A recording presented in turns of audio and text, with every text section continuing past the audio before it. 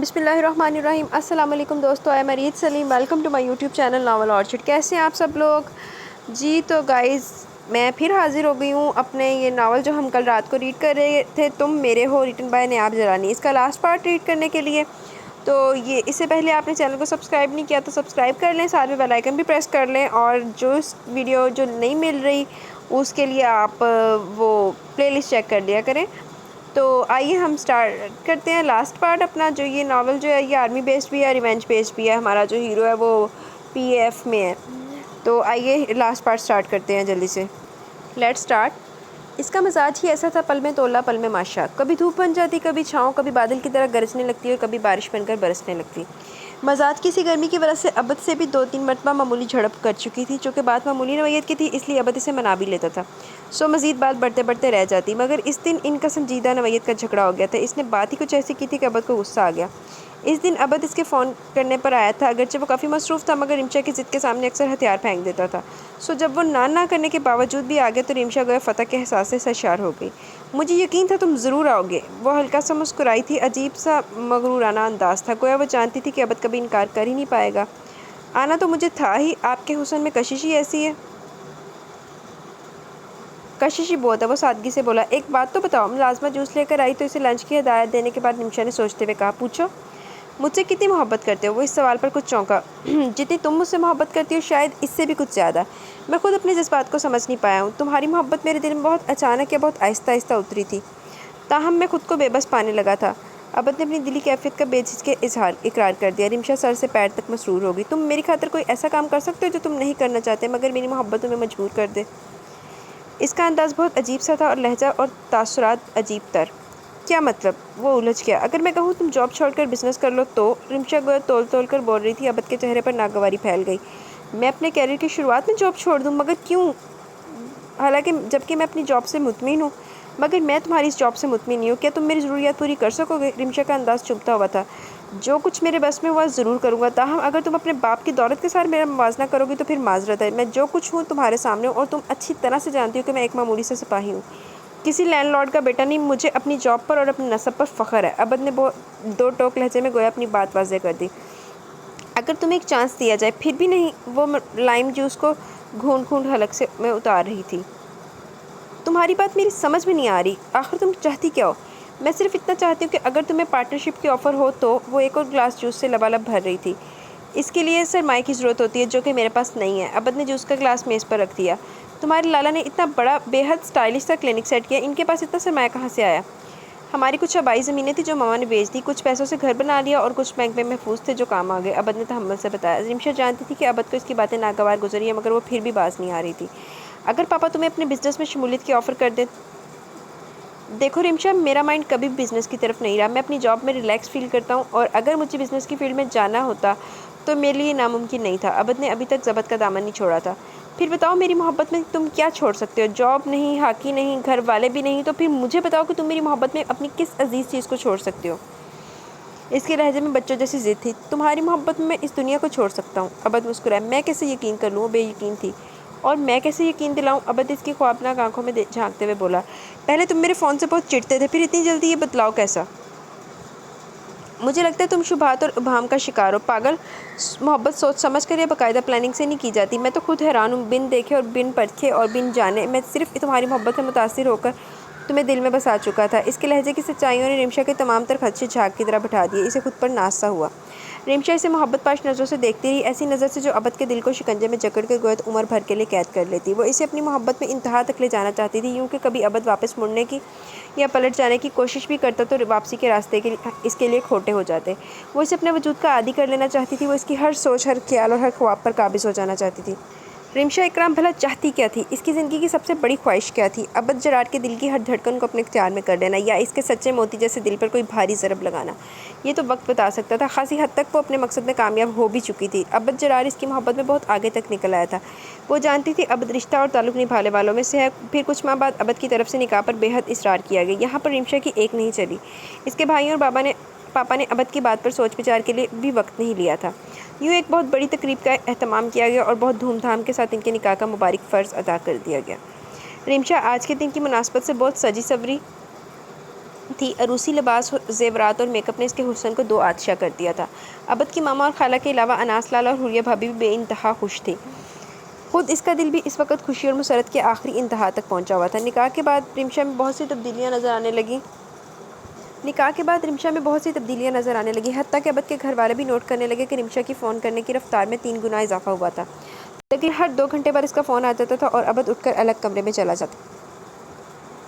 वो हफ्तावारी तातील पर भी इसे घर नहीं जाने देती थी। इसका ख्याल था कि घर वालों में के दरमियान अबद इसे बिल्कुल फरामोश कर देता है। वो तकरीबन हर रोज़ मिलते थे। अगर कभी अबद मसरूफियत की बिना पर जा नहीं पाता तो वो खुद आ जाती थी। अक्सर लोग इसकी किस्मत पर रश करते थे। इन रश करने वालों में सरफहरिस्त जाजिम, सोब और अली भी शामिल थे। जाजिम की अली के साथ खासी दोस्ती थी, बल्कि जाजिम की रिमशा के साथ भी खासी अंडरस्टैंडिंग नज़र आती थी, क्योंकि जाजिम और रिमशा आपस में कज़न भी थे। जब वो इकराम हाउस जाता तो अक्सर जाजिम से भी मुलाकात हो जाती। अब वो रवायती हरीफ़ों की तरह से नहीं मिलता था, बल्कि काफ़ी दोस्ताना अंदाज में बातचीत होती थी। अबद की मामा का ख्याल था कि अबद के ईद के फ़ौरन बाद रिमशा को घर ले आए, मगर रिमशा न जाने क्यों टाल मटोल कर रही थी। इस दिन भी इसी बात पर दोनों के दरमियान तकरार हो गई थी। तुम अपनी मामा को अभी डेट फिक्स करने के लिए मत भेजना। इस दिन वो लॉन्ग ड्राइव के लिए शहर की सड़कें रौंद रहे थे। क्यों? अबद ने हैरत से पूछा। बस अभी मेरा मूड नहीं है, लहजे में बला की बेनियाजी थी। वाह, क्या कहने मोहतरमा के मूड और मजाज के। अबद तंजिया अंदाज में गोया हुआ। अच्छा, तंज करने की ज़रूरत नहीं, मैं जो कह रही हूँ वही होगा। वो हुक्मिया अंदाज में उंगली उठाकर बोली। तुम जो कह रही हो वो नहीं होगा, अब जो मैं चाहूँगा वही होगा। अबद भी इसी के अंदाज में बोला। तुम ज़बरदस्ती करोगे? कर भी सकता हूँ, आफ्टर ऑल तुम मेरी मनगूहा हो। वो इसे छेड़ते हुए बोला। मैं इसलिए निकाह नहीं करवाना चाहती थी क्योंकि तुम्हारे जैसे पेंडू फ़ौरन हक जताने लगते हैं। इसने नखूद से नाक चढ़ाई। ये पेंडू आपकी चॉइस है। अबद ने गोया इसे चिढ़ाया था और वो चिढ़ भी गई। अब सारी ज़िंदगी सी बात के जानने देना, ये कोई गलत बात भी नहीं, मैंने ठीक ही तो कहा है। अब्बद ने कमाल इत्मीनान से कहा। तुम भला गलत कह सकते हो? बहरहाल मुझे अभी 2-3 साल तक रुख्सती नहीं करानी, इसने हतमी अंदाज में कहा। क्यों, पीएचडी का इरादा है? मुझे पढ़ाई से कोई दिलचस्पी नहीं। मैं जब डॉक्टर नहीं बन सकी तो फिर कुछ और क्यों बनती? ये तो पापा की ज़िद थी जो मैंने बमुश्किल ग्रेजुएशन कर लिया। इसका अंदाज़ अजीब सी तपश लिए हुए था। तो क्या डॉक्टर बनने का शौक़ था? प्लीज़ मेरे इस शौक़ का जिक्र मत करना। जब मैं किसी डॉक्टर को देखती हूँ या किसी डॉक्टर की तारीफ़ होती सुनती हूँ तो मुझे आग लग जाती है। वो एकदम चिल्ला उठी। इसका अंदाज़ अबद की समझ में नहीं आया। वो परेशान हो गया। अगर तुम कोशिश करती तो डॉक्टर बन सकती थी। प्लीज़ अबद, कुछ और बात करो, वो नागवारी से बोली। शादी की बात भी पसंद नहीं, स्टडीज़ की बात भी पसंद नहीं, तो फिर कौन सी बात की जाए? बेबसी से वो बोला। कोई बहुत अच्छी बात जो मेरा दिल खुश कर दे, जो मेरी अना और सुलगते दिल पर फवार बनकर बरसे, जो मेरे गुस्से को ठंडा कर दे या मेरे दिल में हम वक्त भड़कने वाली इंतकाम की आग को बुझा दे। वो अजीब से टूटे फूटे लहजे में बड़बड़ाती चली गई थी। ये जो तुमने फ़लसफ़ा बिगाड़ा मेरी समझ में नहीं आया। ये फ़लसफ़ा तुम्हारी समझ में आ भी नहीं सकता, तलख हुई। मैं तुम्हें एक राज की बात बताता हूँ। अबद ने कुछ सोचकर गाड़ी की रफ्तार आहिस्ता कर दी। बताओ। वो मुतवज्जा हुई। तुम बहुत अजीब लड़की हो ऋषि। वो तो मैं हूँ, इसने इतराफ़ कर लिया। कुछ सरफिरी भी हो। तुमने सच कहा। वो ठंडे पानी की तरह सर्द हो गई। कुछ खपती भी हो, बिल्कुल दीवानी दीवानी भी लगती हो।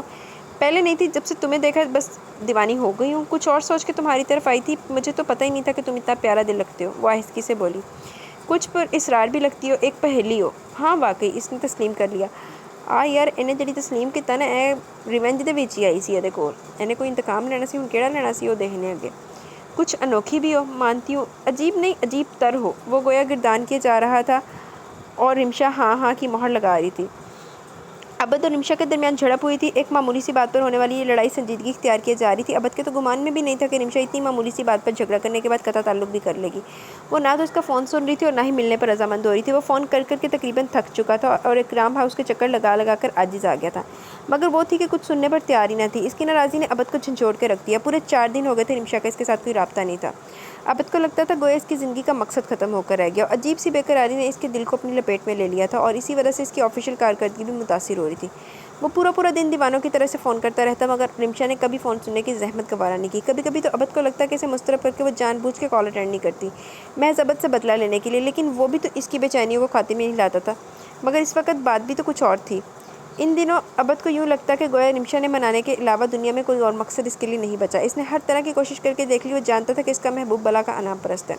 रिमशा की अना को तोड़ने की बजाय वो खुद को और भी इसके लिए नरम कर चुका था और ये रिमशा की सबसे बड़ी कामयाबी थी। ओहो यार, वो गोया इन दिनों हवाओं में उड़ती फिर रही थी। फिर या वो अबद को आजमाना और परखना चाहती थी और इसने अबद को जैसा समझा था बिल्कुल वैसा ही पाया। वो जानती तो थी कि अबद इसकी मोहब्बत में बहुत आगे बढ़ चुका, मगर इसकी रत-चकों की सुर्खियों से मुज़य्यन आंखें देखकर रिमशा को खुद पर नाज होने लगा था। और जब रिमशा को यकीन हो गया कि अबद ज़रार कभी वापस नहीं पलट सकता, तब इसने बड़े ही इत्मीनान के साथ अपने हाथ से अंगूठी उतार कर इसके हाथ पर रख दी। ये क्या है? वो चौंक गया था। वो इसे चौंकाती ही तो रही थी। तुम्हारी मम्मा की पहनाई गई अंगूठी, इसने इत्मीनान से कहा। मगर मुझे वापस क्यों कर रही हो? वो उलझन अमेज़ नज़रों से उसे देखने लगा। ज़ाहिर है जिसकी चीज़ होगी इसी को लौटाई भी जाएगी। जिसे चीज़ दी जाए हम इसे वापस नहीं लेते। अबद ने नागवारी दबाकर कहा, मैं ये ताल्लुक़ ख़त्म करना चाहती हूँ। इसकी बेनियाज़ियाँ अरूज पर थी। अबद कुछ देर इसकी तरफ संजीदगी से देखता रहा। ये ताल्लुक़ तुम्हारी ख्वाहिश पर जोड़ा गया था, मगर तुम्हारी मर्ज़ी पर ख़त्म नहीं किया जा सकता, क्योंकि मैं ये रिश्ता कभी नहीं ख़त्म करूँगा। जो रिश्ते हमारे बुज़ुर्गों ने बाहमी रज़ामंदी से जोड़ा, इसे मैं तुम्हारी नादानी की वजह से ख़त्म नहीं कर सकता। ये निकाह मेरी ज़िद की वजह से हुआ था और मेरी ख्वाहिश पर ही ख़त्म होगा। अंडरस्टैंड? वो एकदम भड़क उठी। खुश फहमी है तुम्हारी। इसने सर झटका। मुझे गुस्सा मत दिलाओ। वो तिनक उठी। ये ना हो कि मैं अपने बाप को निकाह ख़त्म करने पर मजबूर कर दूँ। इसका अंदाज़ धमकाने वाला था। तुम कुछ भी करके देख लो, मैं ऐसा हरगिज़ नहीं होने दूंगा। ये कोई खेल या तमाशा नहीं। मोहब्बत की निकाह किया और फिर ख़त्म कर दिया।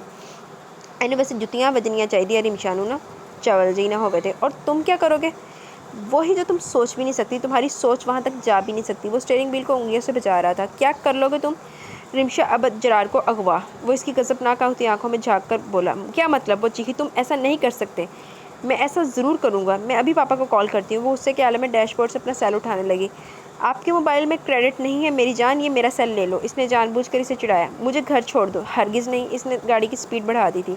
अबद मैं तुम्हें ज़िंदा नहीं छोड़ूंगी। वो चिल्लाई। तो मार दो ना। वो शौक हो रहा था जबकि इसका पारा चढ़ता जा रहा था। मुठिया भेजे वो अबद को घूर रही थी। गाड़ी रोको।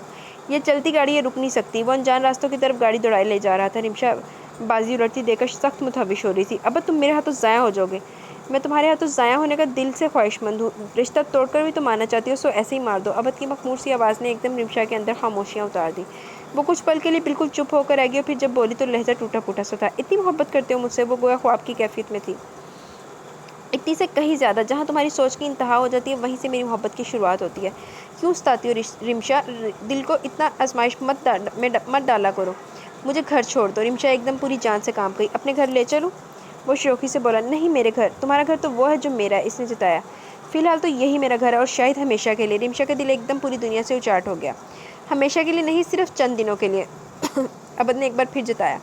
मुझे अभी शादी नहीं करना। वो मुतहविश सी बोलती रही। अभी मैं ज़हनी तौर पर तैयार नहीं हूँ। तो अपना माइंड मेकअप कर लो ना। ईद रमज़ान के बाद तुम्हें लेने के लिए आ जाऊँगा। अभी नहीं, मुझे कुछ और वक्त चाहिए। सॉरी जान, ये वक्त आपके हाथ से अब निकल चुका है। अबद ने गोया हाथ झाड़ कर कहा। पहले सोचा था कि रमज़ान के बाद तुम्हें लेने के लिए आएंगे, मगर अब तुम्हारे अथरेपन की वजह से फ़ौरी फ़ैसला करना पड़ेगा। हरगिज़ नहीं, तुम ऐसा कुछ भी नहीं करोगे। मुझे तुम्हारे इस इनकार की वजह समझ में नहीं आ रही। अब के अबद काफ़ी नागवारी से बोला। मैं कब इनकार करी हूँ? मैं तो बस। वो एकदम घबरा गई। तो फिर तैयार रहना माय डियर वाइफ। मैं जल्द तुम्हें लेने के लिए आऊँगा, क्योंकि इस रॉन्ग कॉलर के रंग बदलने का बिल्कुल पता नहीं चलता। न जाने किस जगह किस मोड़ पर डॉज दे जाए। वो शरारती अंदाज में कहता चला गया था। गाड़ी एक झटके के साथ रिमशा इकराम के गेट के सामने रुकी। रिमशा बहुत बोझल कदमों से बाहर निकली। ड्राइववे पर चलते हुए इसने पीछे मुड़कर नहीं देखा। इसके कदम बहुत शिकस्ता थे। हालांकि वो जो चाहती थी वैसा ही तो हुआ था। वो अबद जरार को अपने प्यार में दीवाना बनाना चाहती थी और वो दीवाना बन गया था। फिर रिमशा इकराम के दिल में इतने सुनाटे क्यों उतर आए थे? शायद ज़मीर की चुभन की बदौलत। ऐसा तो होता है फिर ऐसे कामों में। चवल ही ना हो गए थे। मनूस औरत, पागल औरत, पता नहीं चाहती क्या है। ईद के फ़ौरन बाद इसकी शादी की तैयारियां होने लगी थी। इसका तमाम गुस्सा, ज़िद, अक्कड़ और रोना धोना नाकाम साबित हुआ। मम्मी और पापा कुछ सुनने को तैयार नहीं थे। इसके बार बार के इनकार ने मम्मी जैसी नरम मिजाज को भी खासा मुश्किल कर दिया। तुम साइको के सोती जा रही हो ऋषि। बहुत दफ़ा तुम्हारे पापा को कहा था कि तुम्हें किसी माहिर नफ्सियात को दिखाएं। अजीब पागलपन है ये। पहले अबद के लिए मरी रही थी और हम इज्जत हाथों में लिए इसके घर चले गए कि लाडली बेटी की आंख के आंसू बर्दाश्त नहीं होते थे, और अब बिला वजह का इनकार। ये निकाह है कोई खेल नहीं जो 1 घंटे के ड्रामे के बाद ख़त्म हो जाए। मम्मी प्लीज़, मैं अभी ज़हनी तौर पर तैयार नहीं हूँ। इससे बात ही तो नहीं बन पाई थी। ये हमारा दर्द नहीं है। डेट फिक्स हो चुकी है, कार्ड्स बट गए हैं। सोसाइटी में हमें और इन शरीफ लोगों को क्यों जलील करना चाहती हो? मम्मी थक कर बोली। आजमाइश चाहे बेटे की सूरत में हो या बेटी की शक्ल में, माँ बाप को बिल्कुल ढका कर रख देती है। भरा पूरा ख़ानदान है हमारा। तुम्हारी भाभियाँ, इनके मैके वाले, हम किस को जवाब देते फिरेंगे? जबकि अबद के लिए तुम्हारी पसंदीदगी किसी से ढकी छुपी भी नहीं। हालांकि जाजिम के लिए अपनिया ने दहलीज पकड़ रखी थी, मगर मैंने और तुम्हारे पापा ने सिर्फ और सिर्फ तुम्हारी खुशी का ख्याल रखा। हमने रिश्तेदारी में तुम्हारे दिल को कुर्बान नहीं किया। क्यों इतना सताती हो ऋषि? वो गोया बिल्कुल ढह गई थी। सॉरी मम्मी, मैं ऐसा चाहती तो नहीं, फिर भी न जाने क्यों मुझसे ऐसा वैसा हो जाता। गैर इरादी तौर पर मेरी शख्सियत में ये कमी क्यों है? मैं आम नॉर्मल लोगों जैसे क्यों नहीं? रिमशा सिसकने लगी। सच तो ये था कि वो शादी के लिए रजामंद थी ही नहीं। खेल खेल में वो आग के भांपड़ जला बैठी थी। इस आग की लपेट में खुद इसका अपना दिल जल जाएगा, ये तो रिमशा इकराम ने सोचा ही नहीं था। अगरचे हार तो वो चुकी ही थी, मगर इसकी अना इसे हार मानने नहीं दे रही थी। वो अबद को देख लेने के बाद इसकी मोहब्बत में मुब्तला ज़रूर हो गई थी, और ये सबसे बड़ा सच था। मगर वो इसके घर वालों के खिलाफ दिल में कीना रखती थी, और ये इससे भी बड़ा तलख तरीन सच था। ابد کی مختصر فیملی کے افراد اول روز سے ہی رمشا کی نظر میں کھٹکتے تھے۔ وہ ان کے خلاف دل میں نفرت اور بغض رکھتی تھی، اور یہ نفرت اس وقت مزید بڑھ گئی جب اسے مستقل طور پر اس گھر میں آ کر رہنا پڑا۔ پہلے روز سے ہی اس نے ان سب سے کافی سرد رویہ رکھا۔ وہ لوگ اس کی خاموشی اور سرد انداز کو شرم یا جھجک پر محمول کر رہے تھے، سو مطمئن بھی تھے، مگر شادی کے دوسرے روز ہی ان کا اطمینان جاتا رہا۔ دلہن ناشتہ کرنے کے لیے نیچے نہیں آ رہی؟ کسی خاتون نے اطلاع پہنچائی تھی۔ کیوں؟ کیا ابھی تک تیار نہیں ہوئی؟ حوریہ ناشتے کے لوازمات میز پر سجا رہی تھی۔ آج نئی نویلی دلہن کے لیے خصوصی اہتمام کیا گیا تھا۔ یہ اس گھرانے کی روایت تھی کہ گھر کے افراد ہمیشہ ایک جگہ بیٹھ کر کھانا کھاتے تھے۔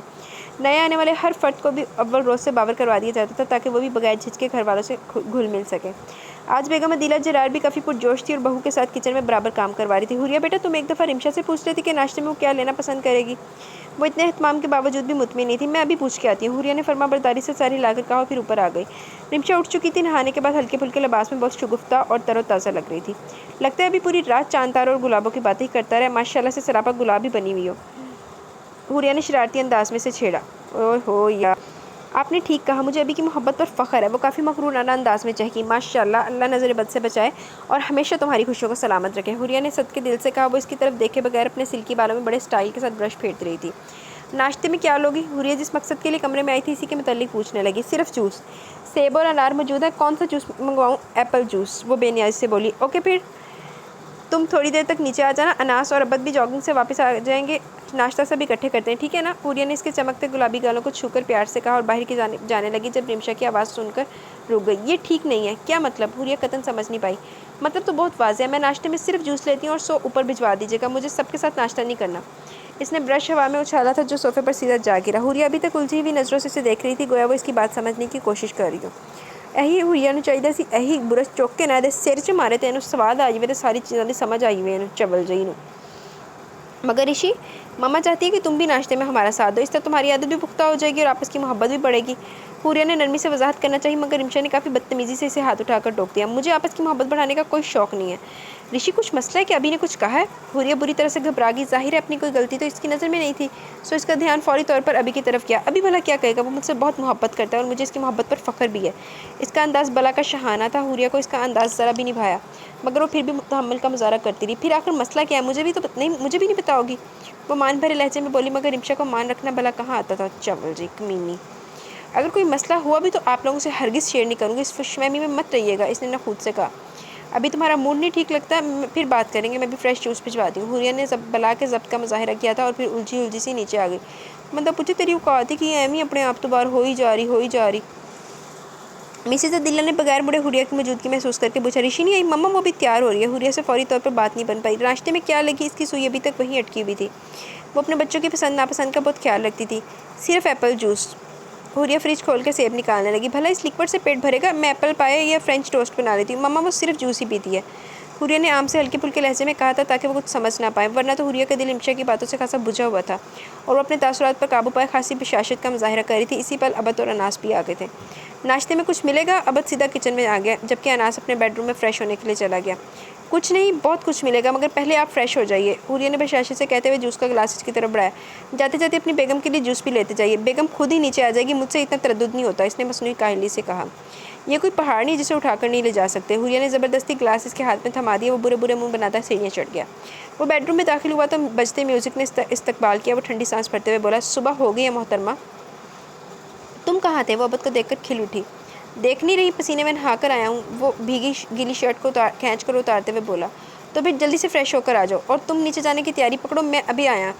وہ اس کے گال پر چٹکی بھر کر شرارتی نظروں سے اسے دیکھتے ہوئے واش روم کی طرف بڑھ گیا۔ وہ واپس آیا تو رمشا ابھی تک میوزک سسٹم سے چھیڑ چھاڑ کرنے میں مصروف تھی۔ چلو ناشتہ کر لو۔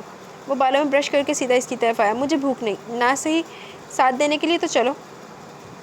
وہ اس کے ہاتھ سے کیسٹ پکڑ کر ریک میں رکھتے ہوئے بولا، مجھے نہیں جانا، سونا ہے۔ رمشا ٹھنکی، مجھے بھوک بھی نہیں ہے، چلو ہمارے نوالے گنتی رہنا۔ وہ اصرار کر رہا تھا، یہ کام میں نہیں کر سکتی، ایک دفعہ نیچے چلو، مما سے مل کر آ جانا، پھر سارا دن سوتی رہنا، تمہیں کوئی ڈسٹرب نہیں کرے گا۔ میں بھی نہیں، وہ مانی خزی سے مسکرایا۔ مما سال بھر کے لیے کہیں جا رہی ہیں جو ان سے ملنے کے لیے جانا ہے؟ رمشا بڑی معصومیت سے پوچھ رہی تھی۔ اوف، سلام کرنے کے لیے کہہ رہا ہوں، کیا تمہارے گھر میں بزرگوں کا سلام کرنے کا رواج نہیں ہے؟ نہیں، وہ اسپاٹ لہجے میں بولی۔ چلو پھر میرے ساتھ آؤ، میں طریقہ سکھا دوں گا۔ وہ اس کا چہرہ ہاتھوں کے پیالے میں لے کر نرمی سے کہنے لگا، مجھے نہیں سیکھنا، کچھ اور سکھا دو۔ وہ ضدی پن سے بولی، اتے چنڈ مارے نو تے اندر منہ پرلے پاسے لا دے تے چنڈ مارنا سکھا دے انہوں۔ مثلاً کیا؟ جہاز اڑانا ہی سکھا دو یا پھر ہاکی۔ تمہیں ماما کی ٹریننگ میں چھوڑ کر جاؤں گا، کوکنگ سیکھ لینا، بھلا جہاز اڑا کر تمہیں کیا ملے گا، کوکنگ سے مجھے سخت الرجی ہے ابھی۔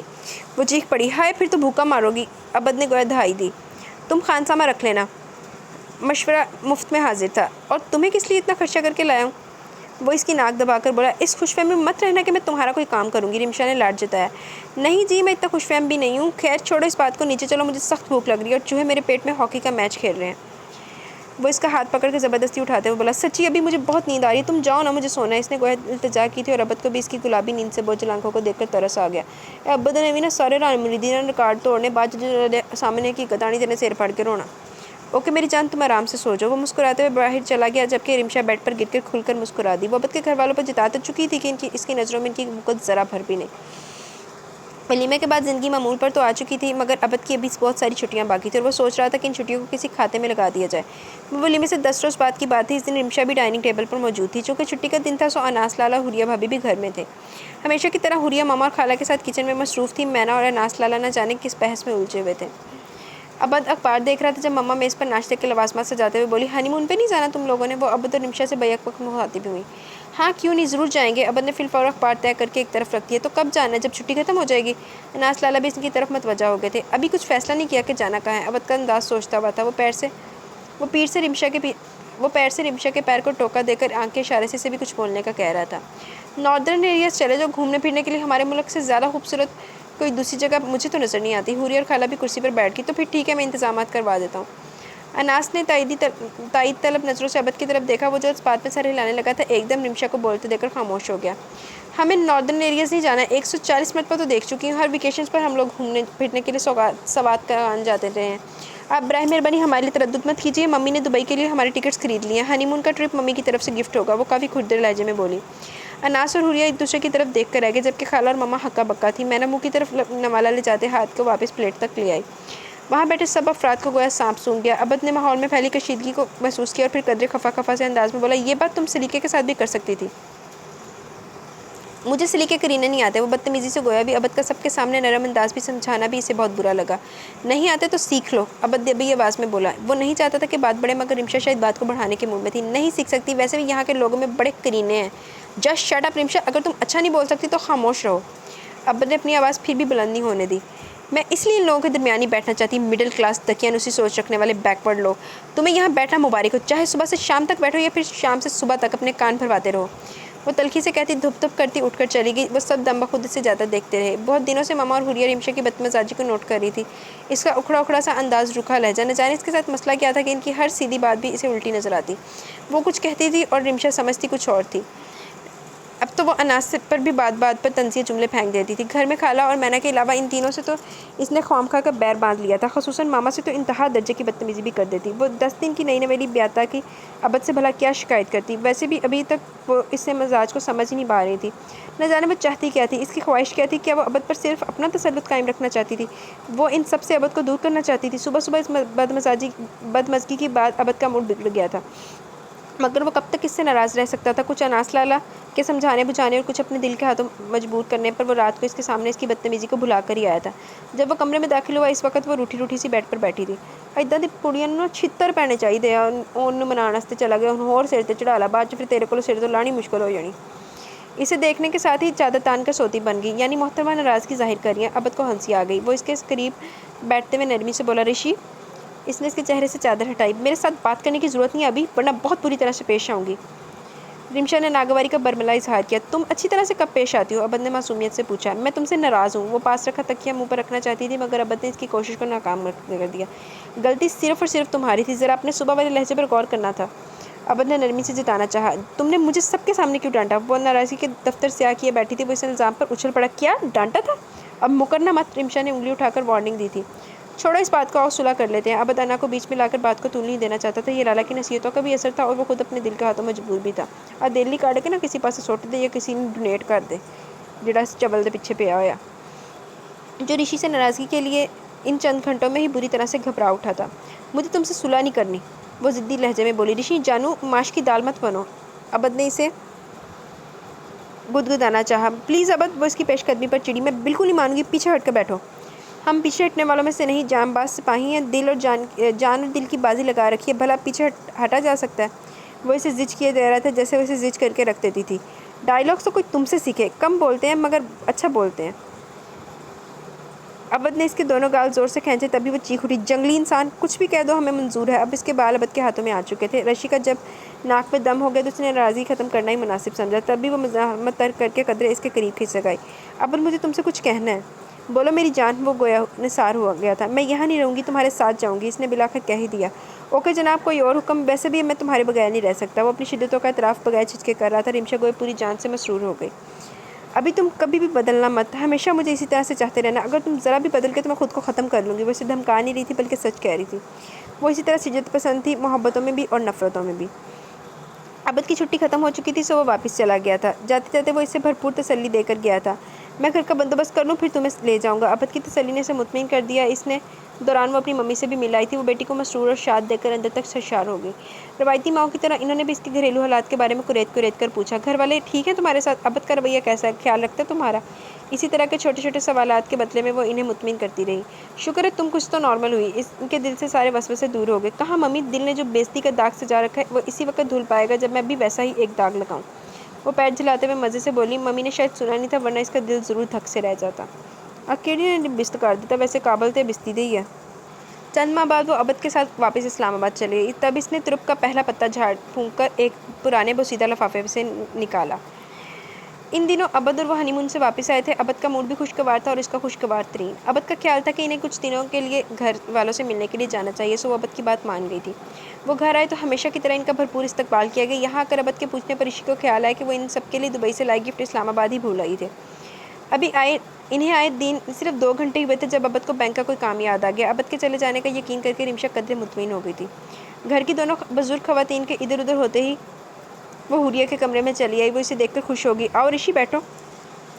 اس نے بیڈ پر ہی اپنے قریب اس کے لیے جگہ بنائی۔ سوری، میں یہاں بیٹھنے کے لیے نہیں آئی ہوں، اس نے اصلی روکھے انداز میں چبا چبا کر کہا۔ تو پھر؟ حوریہ نے استفہامیہ نظروں سے اسے دیکھا۔ مجھے آپ سے یہ کہنا ہے کہ اپنے مجازی خدا تک ہمارا ایک میسج پہنچا دیجیے گا۔ کیسا میسج؟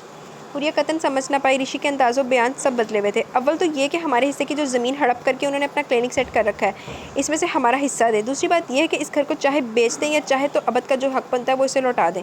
تیسری بات یہ کہ اس معاملے کی ہوا عبد کو نہیں لگنی چاہیے ورنہ میں آپ لوگوں کے ساتھ وہ کچھ کروں گی جو آپ کے گمان میں بھی نہیں ہوگا۔ اس کی آواز میں عجیب سی پھنکار تھی۔ حوریہ بالکل سفید پڑ گئی۔ اسی پل دروازہ کھلا اور مسز عدیلہ جرار اندر داخل ہوئی۔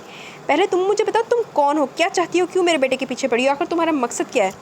ان کی آواز سے، ان کے تاثرات سے رمشا کو اندازہ ہو چکا تھا کہ وہ اس کی تمام باتیں سن چکی ہے، مگر اسے کون سی پرواہ تھی؟ وہ ان کے سامنے بے خوفی سے کھڑی ہوگی۔ عبد آپ کا دل ہے نا؟ میں نے آپ کا دل چرا لیا، تم چاہتی کیا ہو؟ بیگم عدیلہ گویا لرز کر رہ گئی۔ میں آپ کے اور اناس کے دل کو بہت کاری ضرب لگانا چاہتی ہوں۔ میرا مقصد بھی یہی تھا کہ اناس کے دل کو کوئی گہری چوٹ لگاؤں تاکہ عمر بھر وہ اس درد کو محسوس کر کے بلبلاتا رہے۔ پھر مجھے خبر ہوئی کہ اناس کا دل تو عبد ہے، سو میں نے اسے سیڑھی بنا لیا، مگر میں نہیں جانتی تھی کہ مجھے عبد سے محبت ہو جائے گی۔ یہاں میرا منصوبہ کچھ ناکام ہونے لگا، مگر اناس سے انتقام اور نفرت نے مجھے ہر شے سے بے نیاز کر دیا۔ مجھے اناس کے غرور کو توڑنا تھا، اس کا سر جھکانا تھا اور جس مرتبے پر اسے ناز ہے وہ مرتبہ اور مقام اپنے پیروں میں دینا تھا۔ پھر میں نے سوچا کہ میرا انتقام تو عبد کی صورت میں پورا ہو ہی جائے گا جب میں اسے ہمیشہ کے لیے آپ لوگوں سے چھین کر لے جاؤں گی، اور میں ایسا کر کے رہوں گی۔ اس کے لفظ سے شرارے پھوٹ رہے تھے۔ اس کی بات ختم ہوتے ہی بیگم عدیلہ کے وجود میں گویا حرکت ہوئی۔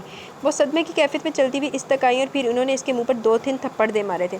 عین اسی لمحے عبد نے کمرے میں قدم رکھا۔ ماما، یہ آپ کیا کر رہی ہیں؟ عبد اس منظر کو دیکھ کر گویا جم گیا۔ ابھی یہ لڑکی دھوکے باز ہے، اس نے تمہیں فریب دیا، یہ تمہیں ہم سے چھین کر لے جائے گی۔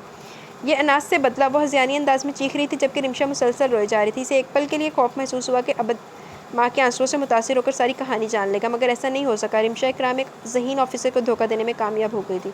وہ سسکتے ہوئے اس کے کندھے سے آ لگی۔ وہ عبد کو ماں کی طرف متوجہ نہیں ہونے دینا چاہتی تھی۔ پلیز عبد، مجھے یہاں سے لے چلو، میرا دم گھٹ رہا ہے، میں مر رہی ہوں، مجھے یہاں سے لے جاؤ۔ وہ مسلسل چیخ رہی تھی۔ ہاں عبد، اسے واقعی یہاں سے لے جاؤ، اگر یہ ادھر سے نہ گئی تو ہمارا دم ضرور نکال دے گی۔ حوریہ نے سلگتے لہجے میں التجا کی۔ کیا میں پوچھ سکتا ہوں کہ کچھ پل پہلے یہاں کون سے ڈرامے کا سین چل رہا تھا؟ وہ حوریہ کی طرف دیکھتے ہوئے زہر کھنت لہجے میں بولا۔ تم اپنی بیوی سے ہی تفصیل پوچھ لو، ہماری سسائی تمہیں جھوٹ لگے گی اور اس کے جھوٹ میں بھی تمہیں یقین آ جائے گا۔ حوریہ تلخی سے کہتی ہوئی مما کی طرف متوجہ ہوگی۔ عبد، اس سے کہو ہمارے گھر سے چلی جائے، یہ تمہارے قابل نہیں ہو سکتی۔ مما گویا تھک کر بولی۔ عبد آؤ چلیں، ہم اپنے گھر چلیں، وہ اس کا بازو تھام کر التجائیہ انداز میں بولی، اور پھر وہ دونوں ایک ساتھ باہر نکل گئے۔ بیگم عدیلہ جرار بس پتھرائی نظروں سے انہیں جاتا دیکھ رہی تھیں۔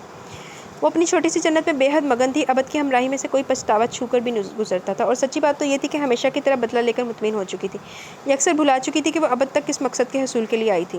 اسے یاد تھا تو بس اتنا کہ ابد سے اسے اپنے آپ سے بھی بڑھ کر محبت ہو گئی. وہ آفس جاتا تو پہلے کی طرح کئی مرتبہ فون کرتی، میسیجز میں اس کا حال احوال پوچھتی رہتی.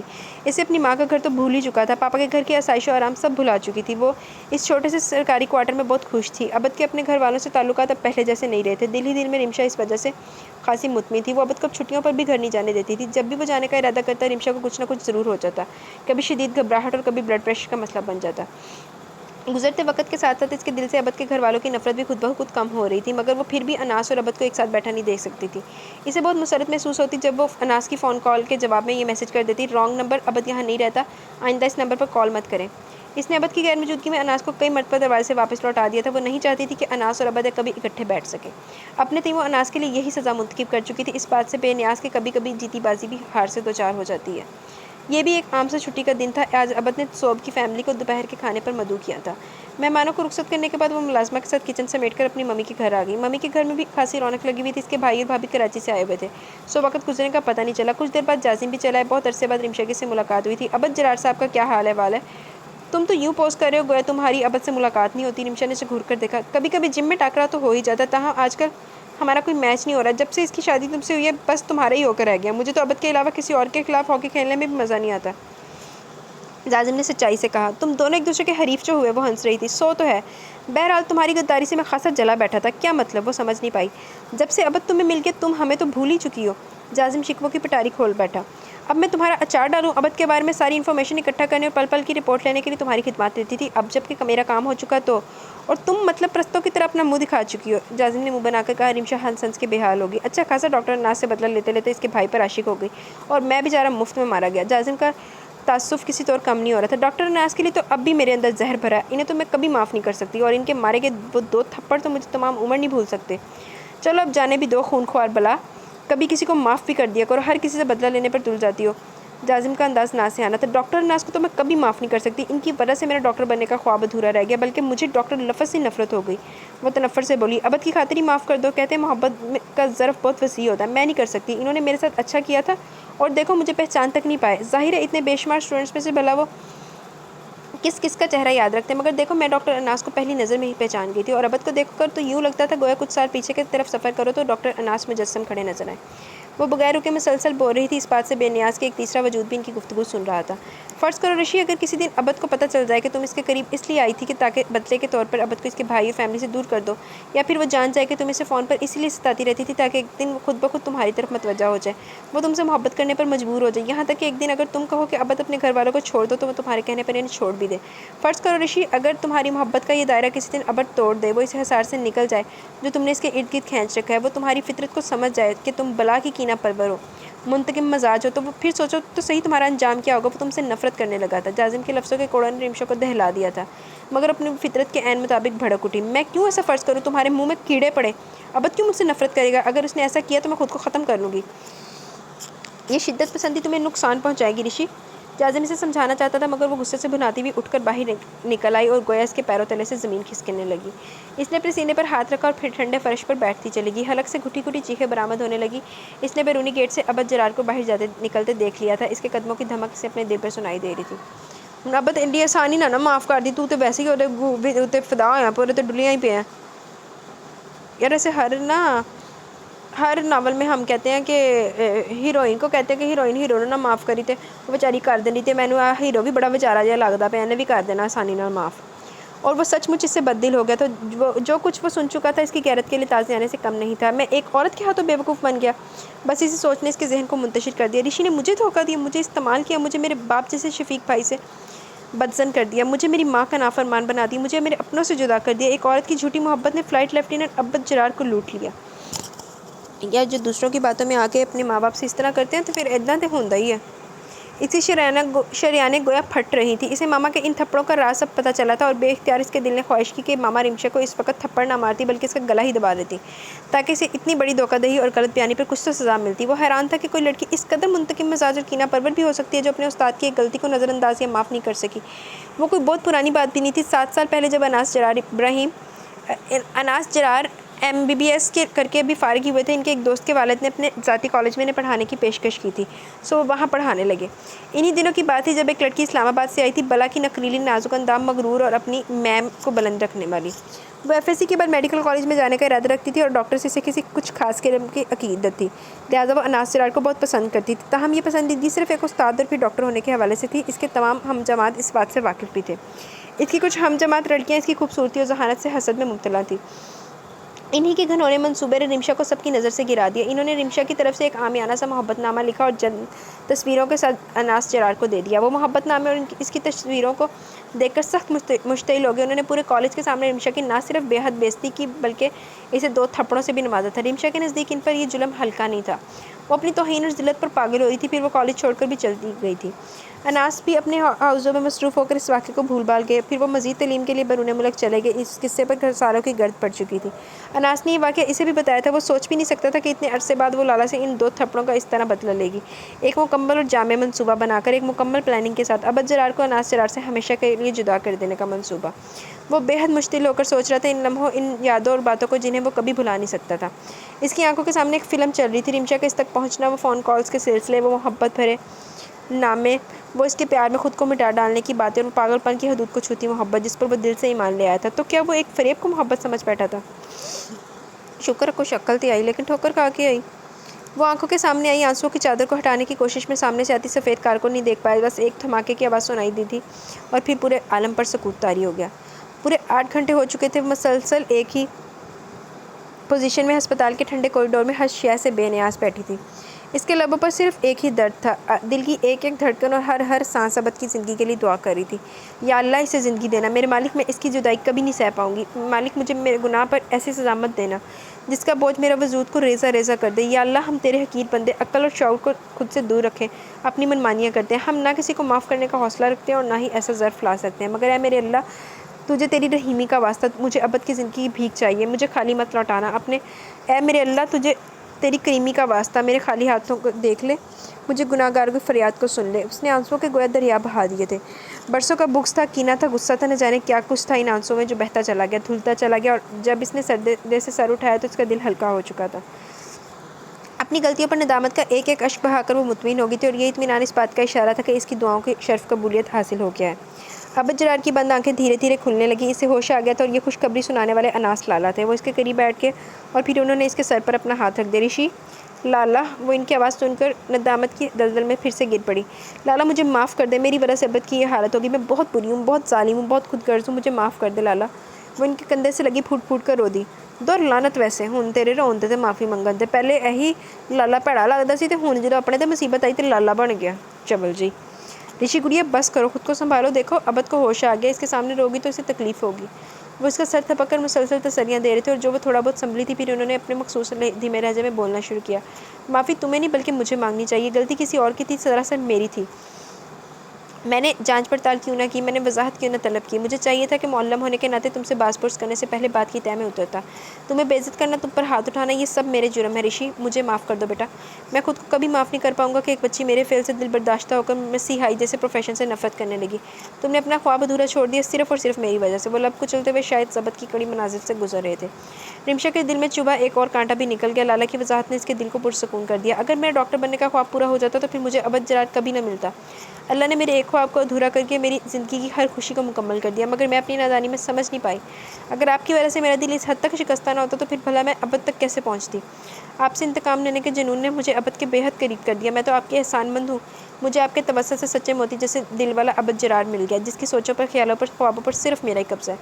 وہ کھل کر مسکرا دی۔ تبھی اس نے اپنے ارد گرد ایک ہجوم کو دیکھا۔ وہ ہجوم اس کے اپنوں کا تھا، اس کی ممی پاپا، بھابیاں، علی، مونا خالہ، مینا ماما اور حوریہ بھابی، وہ سب عبد کے ساتھ ہونے والے حادثے کی وجہ سے مرجھائے ہوئے تھے۔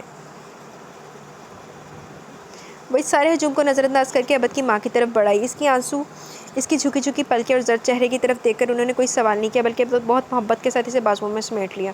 یار ایڈا بھی ویسے کوئی کی اعلیٰ ظرف ہو گیا، نہ کوئی گل ماری، نہ کوئی کوشش، نہ کوئی سزا دی، بس جی عبد صاحب ایکسیڈنٹ کرا کے ہسپتال پہنچ کے 8 گھنٹے دی وچوں دی سزا بھی پوری ہو گئی، کوئی حال نہیں۔ میں تم سے ہمیشہ پیار کرنا چاہتی تھی رشی، کیونکہ تم میرے ابد کی محبت ہو۔ اسی پر ڈاکٹر نے ابد کو روم میں شفٹ کر دینے کی خوشخبری سنائی۔ آپ لوگ باری باری ان سے مل سکتے ہیں، ڈاکٹر نے ہدایت دی۔ سب نے اسے سب سے پہلے گھسیٹ کر کمرے میں دھکیل دیا۔ وہ اس قدر شرمندہ تھی کہ ابد سے نظر بھی ملانے کا حوصلہ نہیں تھا، مگر یہ ہمت، یہ حوصلہ تو خود میں لانا ہی تھا۔ وہ خاموشی سے اسے دیکھے گئی۔ وہ بولتی بھی کیا، اس کے پاس الفاظ ختم ہو گئے تھے، اس کی آنکھوں سے آنسوؤں کی جھڑی لگی۔ رشی بس کر دو، وہ بہت دیر سے خاموشی سے تکنے کے بعد دھیرے سے بولا، مگر اس کے رونے میں شدت میں اضافہ ہی ہوتا چلا گیا۔ ابد نے بے بسی سے اس کے آنسوؤں کو دیکھا۔ رشی میں اٹھ کر تم تک نہیں آ سکتا، پلیز خاموش ہو جاؤ، کیوں میرے صبر کا امتحان لے رہی ہو؟ مجھے معاف کر دو ابد۔ رمشا نے اپنے دونوں ہاتھ اس کے پیروں پر رکھ دیے۔ اس کے شفاف موتی جیسے گرم آنسو ابد کے پیروں پر گرے تھے۔ وہ تڑپ کر رہ گیا۔ میں نے جو کچھ کیا، میں اس پر وہ کچھ کہنا چاہتی تھی جب ابد نے بے اختیار سے ٹوک دیا۔ میں تم سے کوئی وضاحت نہیں طلب کر رہا، بھول جاؤ، میں بھی بھول گیا ہوں۔ خوشی اس بات کی ہے کہ تمہارے دل سے نفرت کا خاتمہ ہو گیا۔ رمشا اس کے قریب چلی آئی۔ تمہیں میری محبت پر شک ہے؟ نہیں، وہ سچائی سے بولا۔ تم مجھ سے بدگمان بھی نہیں، نہ جانے وہ کیسی یقین دہانی چاہتی تھی۔ ہرگز نہیں، تم مجھ سے ہمیشہ محبت کرو گے۔ اب وہ اس کے ہاتھوں پر اپنا ہاتھ رکھ کر گویا وعدہ لے رہی تھی۔ ہاں، ابد کھونسی آ رہی تھی۔ کبھی بدلو گے تو نہیں؟ بالکل بھی نہیں، ابد کھل کر مسکرایا۔ اب میں بھی ایک دو وعدے لے لوں؟ وہ گویا اجازت طلب کر رہا تھا۔ ہاں، اس نے مسکراتے دیکھ کر رشی کا دل ایک دم ہلکا ہو گیا۔ تم کسی سے بدلہ تو نہیں لوگی؟ نہیں۔ غصہ تو نہیں کرو گی؟ وہ مسکان دبا کر پوچھنے لگا۔ نہیں، معاف کرنا اور درگزر کرنا سیکھ جاؤ گی؟ اس نے مسکراتے ہوئے پوچھا۔ بالکل۔ ہمیشہ خیال رکھنا چاہیے رشی کہ کہیں آپ کے انتقام کی لپیٹ میں کسی کا نازک دل تو نہیں آ گیا۔ دل تو اللہ کا گھر ہوتا ہے رشی، اور اللہ کا گھر ڈھانے والے اللہ کے مجرم۔ وہ اس کی گلابی کلائی کو بے ساختہ چوم کر کہہ رہا تھا، جبکہ رمشا کا دل بے اختیار اس بات میں ہل گیا کہ معاف کرنا افضل ترین عمل ہے، اور وہ اس عمل کو اپنی زندگی میں ہمیشہ کے لیے شامل کر لینے کا عہد کر چکی تھی۔ ابد کی آنکھوں کی روشنیاں رمشا کی آنکھوں میں اتر آئی تھیں، اور ان دونوں نے ان روشنیوں کے ہمیشہ قائم رہنے کی دل سے دعا کی تھی۔ جی تو گائز، آپ لوگوں کا یہ ناول اپنے اختتام کو پہنچا۔ مینو ویسے نہیں اینڈ پسند آیا، اینڈ دو چار برقے ہونے چاہیے سی، ہم پڑھ لیتے تھوڑا سا اور، لیکن اس میں ابد کو اس کو تھوڑا سا تڑپانا چاہیے تھا، تو پھر انہوں معافی ملنی چاہیے سی، اینی آسانی نہ معافی نہیں ملنی چاہیے سی۔ نہیں آپ جلانی جی، تسی چنگا نہیں کیتا، تانوں ایک دو صفحے اور لکھنے چاہیے سی، یا ایک دو سین اور لکھ دیتی یار، ان دے کوئی تڑفاتی تو صحیح۔ رمشا باجی نے، رمشا بی بی نے ایڈے ایڈے کر لی، نے لوگوں نے تڑپا دیتا، تو اینوں کچھ بھی نہیں ہویا۔ چلے خیر، آپ کا ناول، آپ کی مرضی، ہم کہنے والے کون ہوتے ہیں۔ خیر، باقی اوورآل ناول اچھا تھا اس چیز کے علاوہ۔ تو باقی گائز، آپ لوگ اپنی رائے کا اظہار کیجیے گا، آپ لوگوں کو ناول کیسا لگا۔ میں نے تو اپنی رائے کا کھل کے اظہار کر دیا۔ انشاءاللہ ملیں گے کل ود نیو ناول، اس ٹائم تے سویر دے ٹائم ود جنت کے پتے 5th ایپیسوڈ۔ تو تب تک کے لیے دعاؤں میں یاد رکھیں، اپنا بہت سارا خیال رکھیں۔ اللہ حافظ۔